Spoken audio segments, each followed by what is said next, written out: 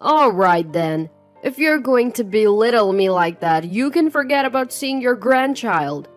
The son, who had been incessantly asking his parents for financial support, sneered with a smirk that suggested victory. Sorry to burst your bubble, but I am cut above my sister here. I have a steady income, and I don't need Mom to bail me out anymore. If you want to cut ties, feel free. We won't be showing you our kid, even when we have one. Please keep your distance from our lives. And don't think about crying to us about your retirement expenses, because we won't pay a dime. Having had their say, the two left. In the end, just as my daughter predicted, all they wanted was to leech off of me and live a luxurious life.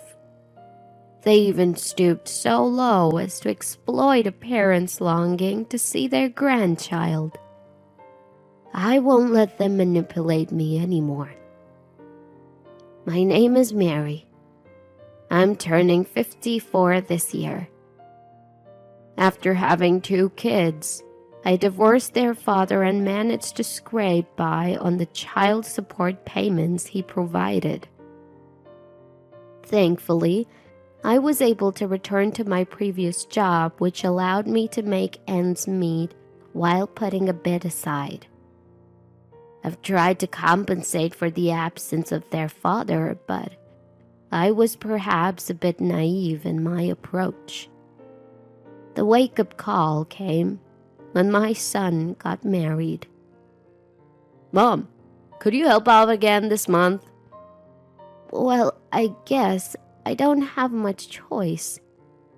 My eldest son, David, got married to his high school sweetheart, Linda, about 6 months ago. They rented an apartment near my house, saying they were saving up to buy their own place.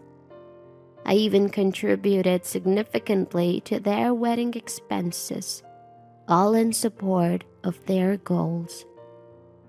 Still, David would make requests for money with a humble gesture, a plea to me, his mother. He'd talk about how his company was struggling, how his salary and bonuses were stagnating. He'd explain how Linda's parents were unwell and he had to send them money. All kinds of hardships were shared with me. The more I listened, the more I felt he was being a bit naive about his role as the family breadwinner. Nevertheless, I continued to give him money for about 6 months after their marriage. Since we lived nearby, they would often come over.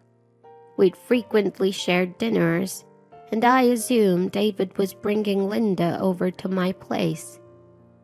Despite being newlyweds, they seemed to prefer spending time with me rather than themselves. I even hinted at this once, but Linda only responded with, "Your cooking is so good. Mary, I could eat it every day." Although I was flattered, Linda never showed any interest in learning my recipes or helping me cook. The years passed in this way until my daughter, Tricia, started applying to colleges. At that crucial time, I asked David and Linda to refrain from visiting so frequently. Yet, they continued to ask for financial support, and once the college applications were over, they were back to their usual frequent visits. Around that time, Tricia and Linda started having disagreements. "Mary, your financial help has really saved us. The economy is so tough, and David's company isn't doing well." "But that bag you're carrying, Linda, it's designer, isn't it? You seem to be doing pretty well for yourself." "Come on, Tricia, this isn't that expensive." "Besides, you always butter up Mom for money. And Linda, don't you ever think of getting a part-time job or something?" "Tricia, that's rude." "Who's being rude here? Don't you feel ashamed relying on your parents for money?" Well, I do feel sorry for Linda because I'm not earning enough. No, not to Linda, to Mom. It's all right, Trisha. Let's cool it. We're all going through a tough time. Let's be understanding. It wasn't the first or second time Mary had to mediate between her children like this during meals. I understood Trisha's complaints, but I believed they just needed to endure a bit longer. Mary trusted they would soon say they could stand on their own feet and wouldn't need any more financial support. Above all, she didn't want to burden her children with money issues, especially without a father figure around. These were some of the thoughts running through Mary's head. As Mary finished dinner and started cleaning up, she heard Linda from behind. Excuse me? Mary turned around with a smile, thinking that the moment I had anticipated had arrived. Linda's words froze my smile.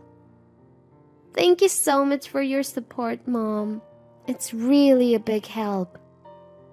It's okay. I'm sorry Trisha can be a bit of a nag. Don't worry about it. But I have a favor to ask. What is it? Recently, I've been thinking about having a child, but I'm not confident about the finances. What? Well, it's hard to have a baby when you're older, isn't it? Well, I guess it might be. So I was wondering if you could increase the amount of support money a little more. Shockingly, David and Linda weren't just content with walking on their own feet. They were actually planning on having a child in this situation. How can they consider having a child when their financial outlook was so unstable? I thought. So I tried to hint them that it was reckless. Yet, Linda seemed irked and countered. Don't you want to see your grandchild? I'm not saying I don't want to. Exactly. I'm an only child and I really want my parents to meet their grandchild as soon as possible. But you do realize that having a child will make things even more difficult. I'll start working too then. We'll manage. David has also reassured me about this. Despite my advice, Linda insisted that everything would be fine and there was nothing to worry about. As a result, I ended up increasing my monthly allowance to them from $1,000 to $1,200. When I told Trisha about this, she was indignant, insisting, "Mom, you're definitely being duped by them." But I still dreamed of the day when the two would become independent. A few years after I increased the allowance, David came to our house alone. Apparently, he knew I was off from work that day and seemed anxious to discuss something with me. "Is Trisha here?" "I think she's studying in her room. Why? Do you need something?" "No, it's okay. I just have something to ask of you, Mom. I hope it's not bad news." "Well, I was wondering if you could increase the allowance a little more." I had kind of expected it from David's demeanor, but I was utterly disappointed that both he and Linda just kept asking for money with no remorse. I let out a heavy sigh and finally, in a loud voice, reprimanded David. "Enough is enough! How long do you plan on relying on your parents?" No, you're misunderstanding. Linda has been getting tests done at the hospital." "Hospital? Is Linda sick?" "No, not like that. She's been getting tests done for childbirth and it's turning out to be more expensive than we thought. We're short on cash." "That's why I told you. It's not a good idea to have a child without proper planning. What will you do if something unexpected happens? If the child gets injured or if one of you falls ill? You can't just say, 'We don't have money.'" You don't think everything will be fine just by begging me, do you? Don't get so angry. I didn't know the tests were going to be so expensive. Isn't that odd? I turned around at the sound of the sudden interjection to find Tricia, who had seemingly been in the living room for a while.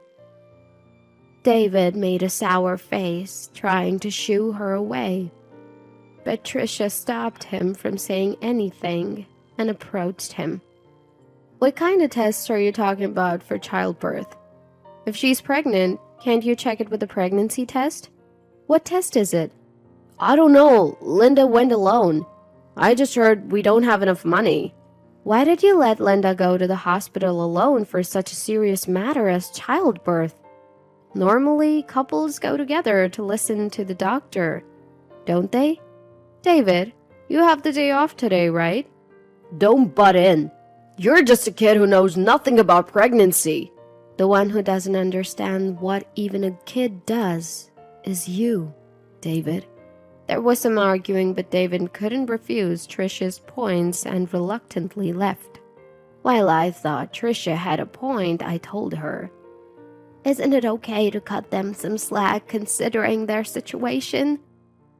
To which she sighed at me. "Mom, are you serious?" "What do you mean?" "They just want money. Their reasons are surely fabricated." "Why would you say that?" Unable to hold herself back, Tricia went back to her room and returned with her smartphone. She showed me several pictures. It was Linda's bag. Linda claimed it's a cheap one, but I think it's real. She made fun of my bag, saying it's pathetic, and laughed. "This bag costs $1,200? That's the same as the monthly allowance." "Yeah, and it's a high-end brand. And no matter how cheap it is, she had a different bag each time she came over. I think she's just spending the allowance on these kinds of things." "You might be right. Linda did have a lot of different bags."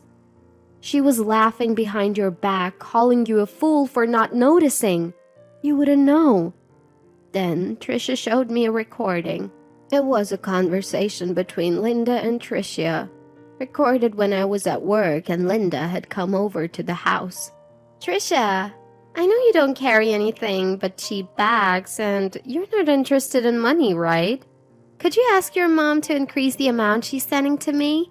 Didn't you say something like this before and got some money from Mom?"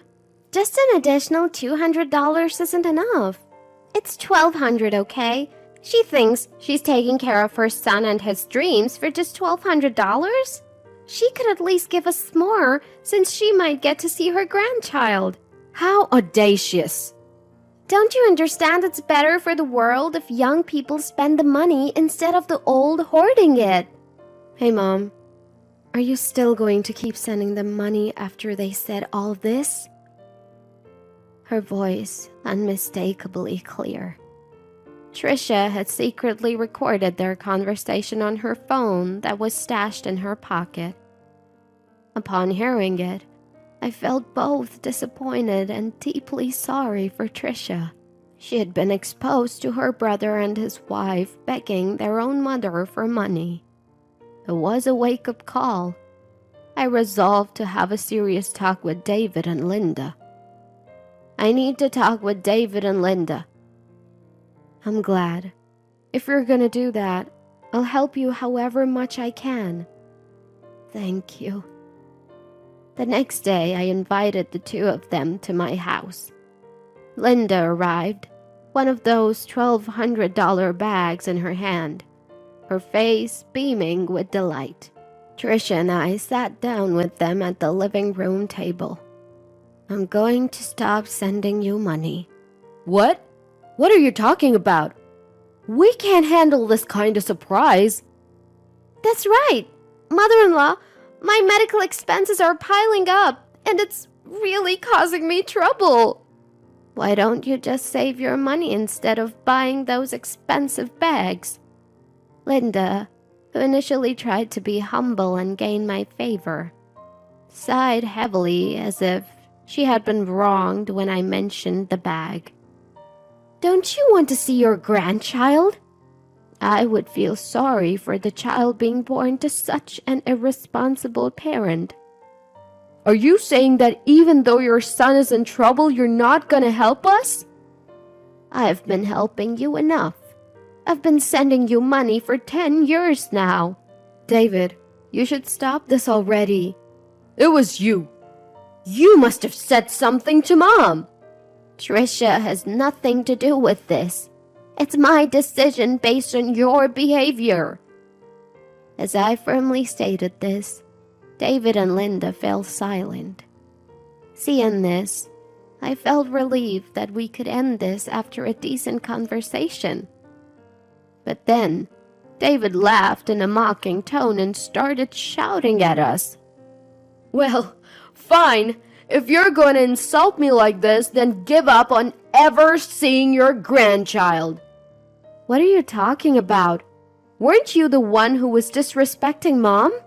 You kept sending me money because you thought I was useless, right? That's right. You kept paying us because you thought David was struggling, right? What are you trying to say? Sorry to break it to you, but unlike you, I'm actually competent. I've been earning my own money, so I don't need Mom's help. Feel free to stop giving us your petty cash. You're blaming us, but you're just saying you can't go on without the money, right?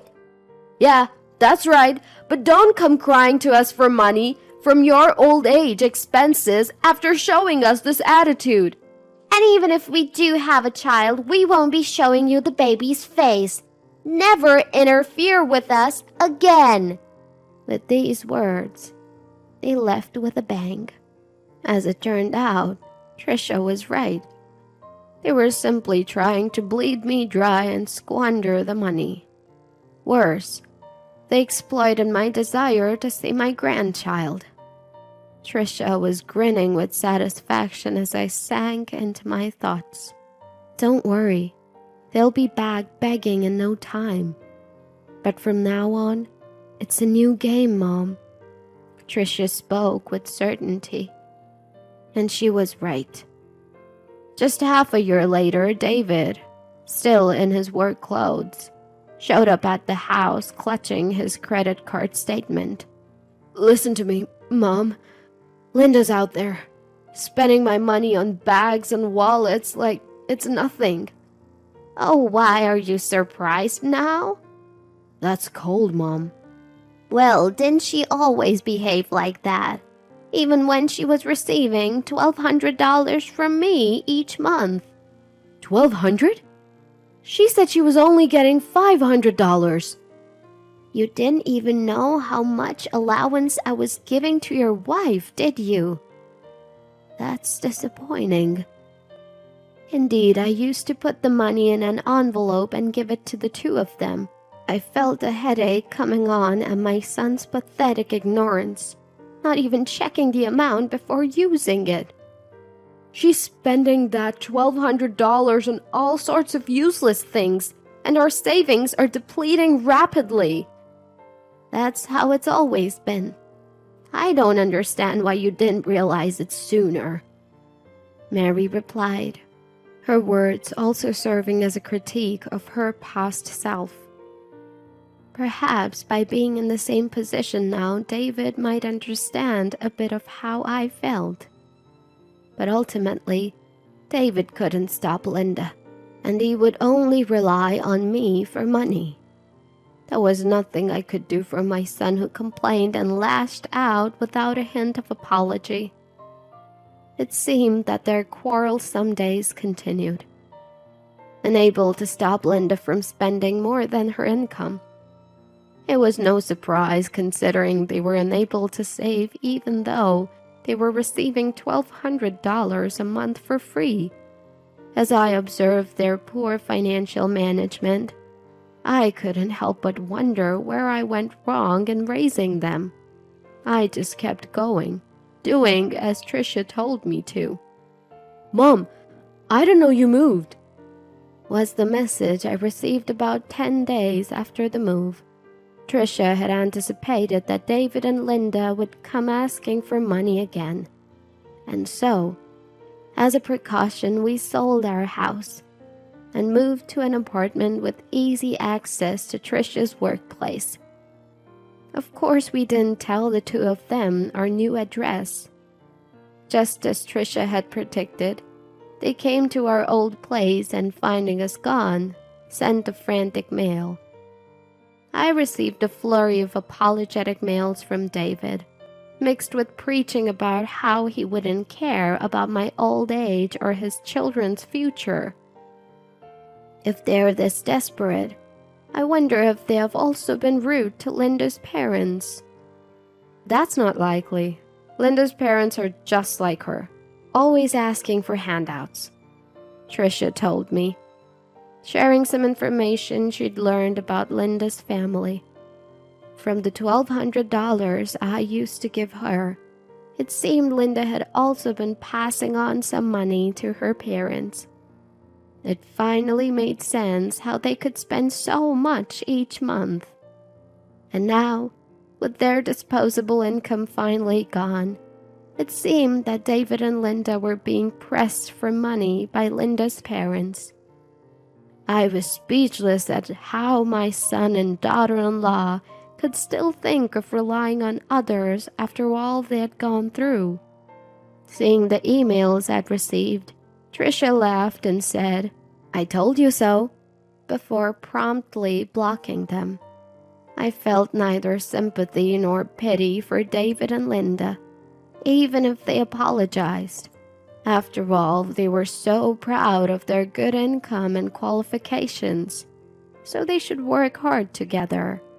I've caused Trisha enough trouble over David. I've been helping him out, even dipping into my savings while working. But I've done enough. From now on, until Trisha finds a good partner, we'll support each other as mother and daughter.